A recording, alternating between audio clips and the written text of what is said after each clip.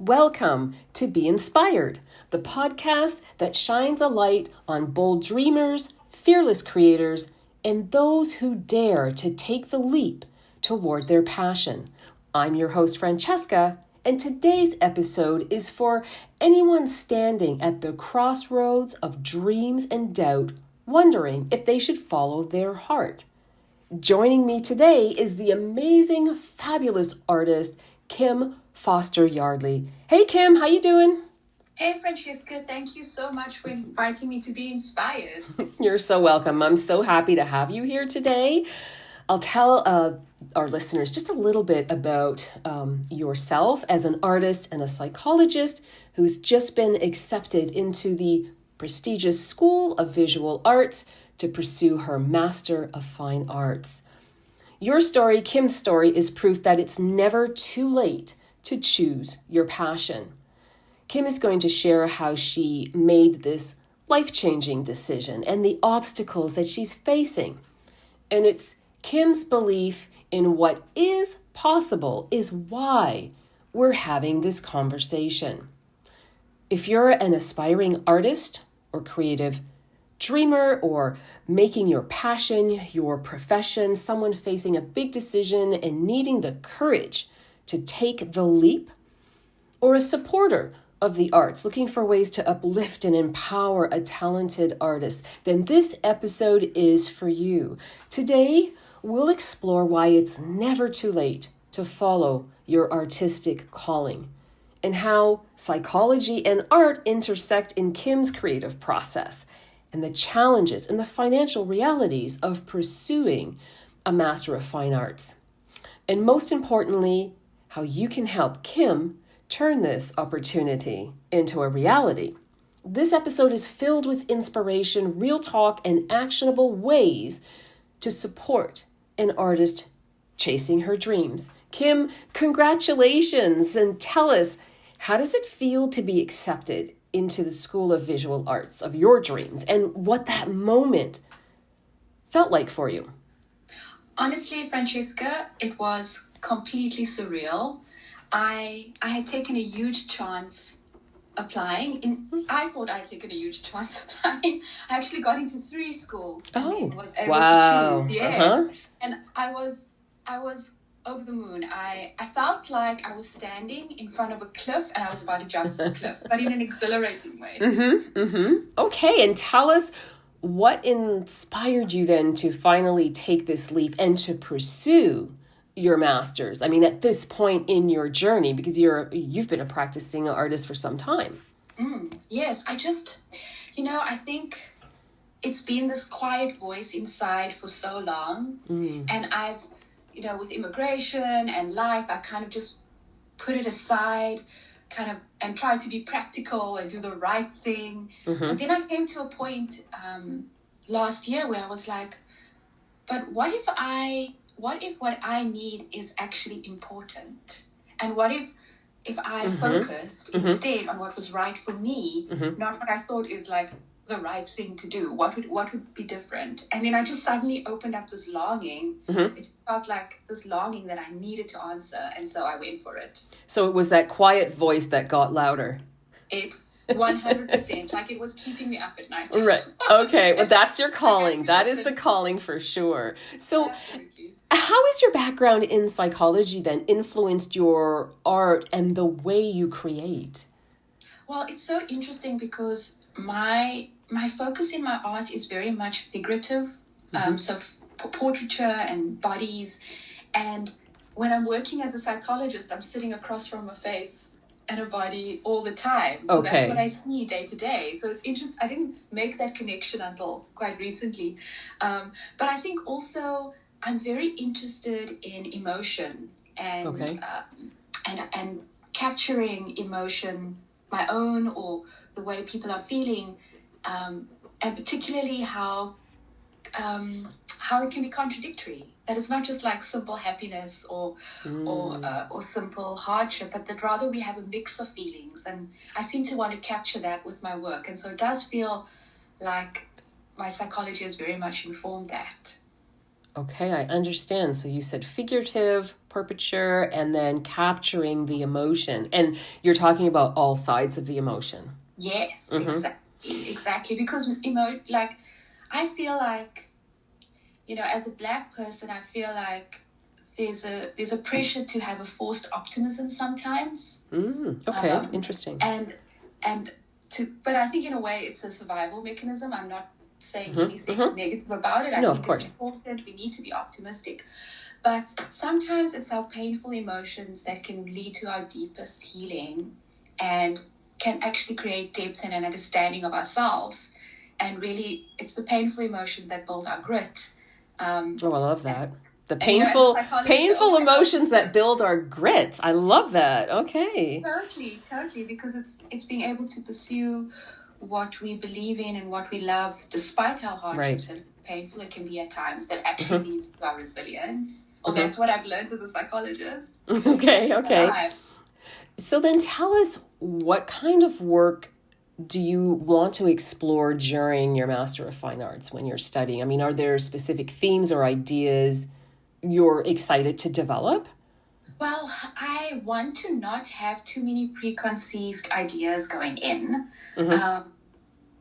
What I'm trying to do is not have any expectations, but rather really be open to possibility. And just like whatever comes, because I think this is going to be such an enriching experience. There's so many amazing mentors and artists that I look up to that are going to be part of the program. And even just having them look at my work right now, I feel like it's more important than having a specific idea of what I want to produce. It's just being open to listen, really, to what might come. I am a painter, so I'm assuming that I will be painting. I don't know. But there's so many, really, for me, the MFA is about opening up possibility and listening to that voice inside and seeing what comes. Okay, and so it's the wait and see that is most exciting, I would imagine. And you mentioned receiving a scholarship, but there are still some financial hurdles to overcome. So can you share what support you need and how people can help? Well, I think the big thing is that I need to be able to pay my first semester, my first term up front, and only then will they allow a payment plan. So there's this huge payment up front. And I was fortunate to get a scholarship of 25% for every year. And I also just found out that I've gotten a grant for my housing. So my housing will actually be covered for the first term, which I'm so grateful for. It's amazing how when you open yourself up, things just become available. It all falls into place. That's synchronicity, right? Yeah. But I still need probably about 30,000 Canadian dollars. For the first first term, which is it's a huge amount of money. And I realized, part of being open to possibility is being open to people's generosity and allowing people to support me. And so I have started that crowdfunding kind of initiative to because I figure every little bit, $10, $20 here and there will help me to reach my dream. Of course, I'm also saving furiously. Yes. And I'm applying for OSAP grants, and I'm in process for those. And it's kind of more about hobbling the money together in as many ways as possible. But that's the honest truth about how these things do actually come together. When you're talking about hobbling it and it's, piecing it together, it's really how it's done for a lot of people. And, I think it's also important just to recognize how scary it is to put yourself out there and ask for the support. 100%. I'm so glad that you have, reached out. You've personally sent me an email to talk about your dreams and wanting this to happen. And I'm a big supporter of the arts, but more importantly, anybody that takes that chance to reach out into their networks and ask for help. That is just something that's admirable, and I'm so glad you did. And I also want to find out more about how the community has played a role in your artistic and your professional journey so far. honestly, I couldn't have done it without my community. I wouldn't be taking this step if it wasn't for my family, if it wasn't for my friends.